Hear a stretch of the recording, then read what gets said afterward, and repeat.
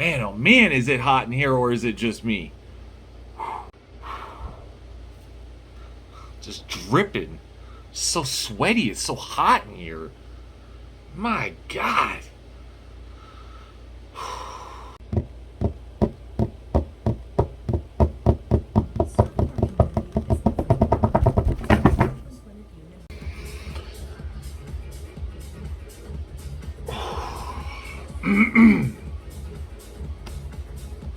What is a proverb? A short, pithy saying in frequent and widespread use that expresses a basic truth or practical concept.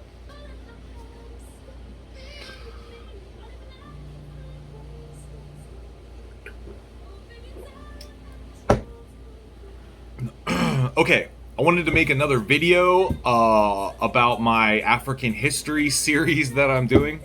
And I'm going to read again from African Religions and Philosophy by John S. Mabiti. Okay, and we're going to focus on Proverbs, okay? Proverbs. Not the book of the Bible, but a proverb.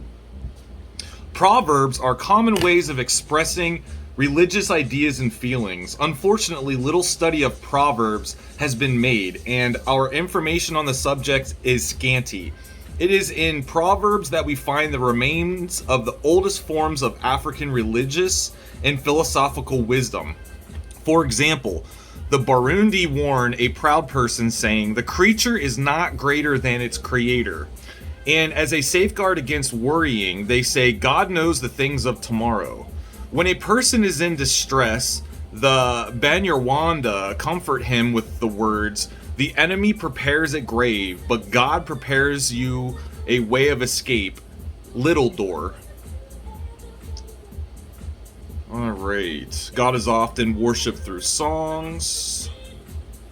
African peoples are very fond of singing. Okay, what else do we got here? Alright, I have this interesting story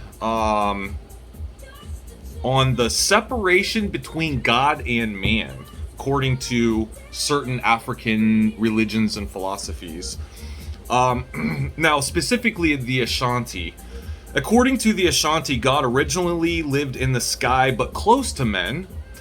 The mother of these men constantly went on knocking against him, God, with her pestle while pounding the traditional food, fufu.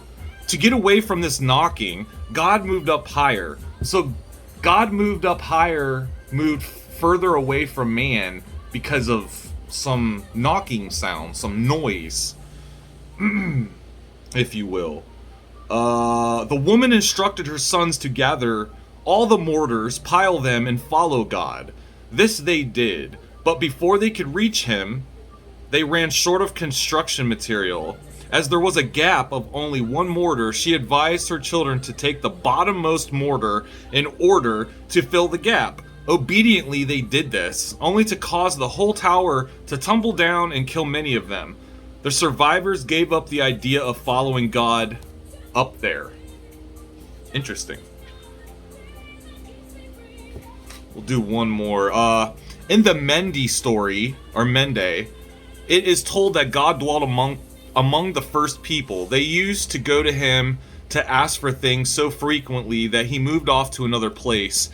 Before this departure, however, he made an agreement with them concerning their relationship with him and with one another. He went to his abode in the heavens, for which reason the Mende call him Leve, which means up or high.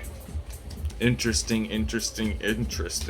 So you see a lot of these same motifs and ideas throughout other world cultures and philosophies and religions. I'm interested in a syncretic view of religion and, philosophy. I'm interested in the similarities between, two seemingly unlike ideas, belief systems, and kind of finding the things that are like very, very similar. Well, how do they get so similar? How do we have these same stories being played out around the whole world? So I got another book I want to read from. It's Lectures on Ancient Philosophy by Manly P. Hall. I'm going to read from this one once again, if I can find what I wanted.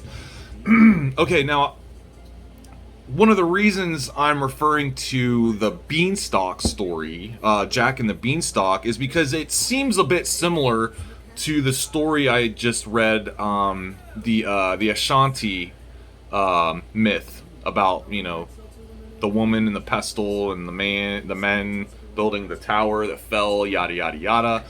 You'll find that there's a common theme of like a thread between Earth and the heavens. Yeah, but we'll just stick to the topic today on this. Okay, in the allegory of the beanstalk, Jack is the initiate climbing upward towards perfection. The beanstalk has two significances. First is the secret doctrine which may grow up to its fullness in a single night, if that night be regarded as the duration of a soul in the mortal state. The beanstalk is further symbolic of the soul itself, up which consciousness must climb to discover the divine sphere from which it was exiled. It is noteworthy that when Jack reaches the upper world, where one would naturally expect beauty and tranquility to reign, he finds instead his newly discovered sphere is a dwelling place of a fierce ogre who has the distressing proclivity of using strangers to supply the requirements of his menu. I saw a bumper sticker the other day. It was talking about how you must respect dragons because dragons find us tasty and we taste good with ketchup or something. I don't know. I thought it was pretty funny. What else? This giant is the ancient Demiurgus, the lord of the world, the royal autocrat, the vast tyrant who opposes all who would climb out of their materiality. He is selfishness, egotism, lust, and hate. He is the epitome of all physical attachment and the appetites by which man is inclined toward in the corporeal state. Corporeal, whatever. He is the giant of form, the hero of little minds, the fetish of the materialist, the god of those who worship through the senses alone, the supreme genius of the physical minded, the magnificence to which fools bow down. Those who would escape the clutches of this giant must be wise indeed, for they must outwit themselves. In the ancient writings, it is said that all will fail except a fortuitous destiny move with them. For skill will not suffice, prayers will be unavailing, and only the graciousness of the gods can ensure success. Wow, that's interesting, huh? So you must be smiled upon by the gods. All right. And then one more thing I want to read from Faust. How closely linked are luck and merit? Doth never these... I'm going to start over. How closely linked are luck and merit? Doth never to these fools occur? Had they the philosopher's stone, I swear it, the stone would lack the philosopher. That's Mephistopheles and Goethe's Faust. Alright. Moving on. Alright, what else did I want to get into? And then I got two more quotes. And these are from one of my favorite books called Reminiscences of a Stock Operator. So, not only do these same ideas, concepts, mathematical, equations, if you will, not only are they similar in like world religions and world philosophies, but like somehow the market also can tie in to this same sort of ideals. And from Reminiscences of a Stock Operator, there is nothing new in Wall Street. There can't be, because speculation is as old as the hills. Whatever happens in the stock market today has happened before and will happen again. I do not give it as a mathematical certainty or an axiom of speculation. My experience has been that accidents, that is, the unexpected or unforeseen, have always helped me in my market position, whenever the latter has been based upon my determination of the line of least resistance. Alright, now, so, I think, okay, everybody talks about, race and racial things, ethnicity, and how we're all supposed to complain about what happened in the past. Now, I have Jew blood in me, right? Now, if every time I saw a goddamn swastika in a weld shop bathroom and freaked out about it, I would be a nervous wreck schizophrenic. Like, literally, you cannot obsess over these things. They will destroy you. You will use up your energy doing this thing that makes no sense and, like, hating things that never even happened to you. It's okay to remember the past, but, like, you don't go around blaming, like, all the white people. And, like, there's no such thing as really white people, just like there's no such thing as, like, really black people. When you get down into the genetics and you actually, like, are, like, reading code, you have this epiphany, well, you should have an epiphany, that we're literally, like, 99.9% the same, okay? We have different variations, mostly a lot of environmental factors play into these genetic variations, like, for example, the Tibetans, they can breathe in higher latitudes way better than we do. Kenyans, the same way. That's why they're good runners. What else? So yeah, anyways, I think there's a huge schism that isn't being talked about by anybody, and that's between the black Africans and the African Americans. Now, I don't know why we forget about the whole point that the Africans, there's still slavery going on in Africa to this day as we speak. Nobody wants to talk about that. White people were slaves.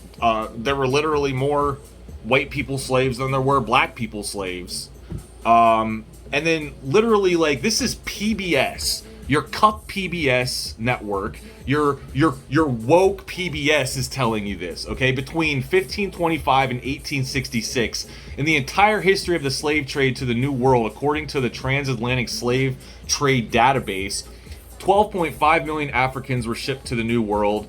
10.7 million survived the dreaded Middle Passage, disembarking in North America, the Caribbean, and South America. And how many of these 10.7 million Africans were shipped directly to North America? Only about 400,000. That's right, a tiny percentage. Now that's coming from PBS. Your woke ass PBS. And I mean, I just think that African Americans really, if they're all stressing themselves out about race and racial tension and whatever, why don't they go and learn their history? Why don't they go then make friends with Africans and ask them what happened? But no, they want to fight with white people all day. And, like, where do you stop? Like, are Italians white? I mean, they used to not be considered white. Apparently they're white nowadays. I'm, like, Jewish by blood, so, like, am I white? I mean, I look white, but I mean, I don't know. Like, what's really going on here? You know, they're just trying to make people fight. It's all propaganda. And then I have a couple quotes from Thomas Sowell. More whites were brought as slaves to North Africa than blacks brought as slaves to the United States or to the 13 colonies from which it was formed. White slaves were still being bought and sold in the Ottoman Empire decades after the blacks were freed in the United States. Nobody's bitching for them, you know, like, what the hell? I'm just saying, like, you gotta keep history in perspective. Like, you have to keep facts in perspective. Like, they just want to argue about all this all day, and it's, like, ridiculous. Just go, like, learn your history, you know, like, I'm not saying be pissed at anybody, but if you really want to be pissed at somebody, or, like, if you really have this axe to grind, why don't you then go find out where you were from in Africa, how you got here, and then bitch at that tribe, and maybe you guys can come together again, you know, and kumbaya, whatever, instead of burning your own cities down. It's ridiculous. Okay, and then another Thomas Sowell quote. It takes more It takes no more research than a trip to almost any public library or college to show the incredibly lopsided coverage of slavery in the United States or in the Western Hemisphere, as compared to the meager writings on even larger number of Africans enslaved in the Islamic countries of the Middle East and North Africa, not to mention the vast numbers of Europeans also enslaved in centuries past in the Islamic world and within Europe itself. At least 1 million Europeans were enslaved by North African pirates alone from 1500 to 1800, and some European slaves were still being sold on the auction blocks in Egypt years after the Emancipation Proclamation freed blacks in the United States. That's Thomas Sowell, Black Rednecks, and White Liberals. I haven't read that book, but I am going to now. I need to do a lot more research on him. Okay, what else? And think about this, like, I'm Jewish. I'm from Germany. Am I pissed at Germans because of what they did during World War II to the Jews? Absolutely fucking not. Am I pissed off at the Catholics for doing what they did to Jews over there in Germany, some of those towns? No, I'm not. Like, if I got pissed about that all day, I would be a raving fucking lunatic. You know? If I thought that I wasn't going to amount to anything because of what Germany supposedly did to us, Jews or whatever, like, it's just freaking ridiculous. So, yeah, what else? Oh, yeah, and then, like, we talk about the concentration camps by the Germans, but then we forget about the first people to really utilize concentration camps were the British on the white South Africans, which honestly were probably, you know, some of the slaver ancestors of the Dutch East India slave traders. But it's just like, where does it stop? You know, where does it?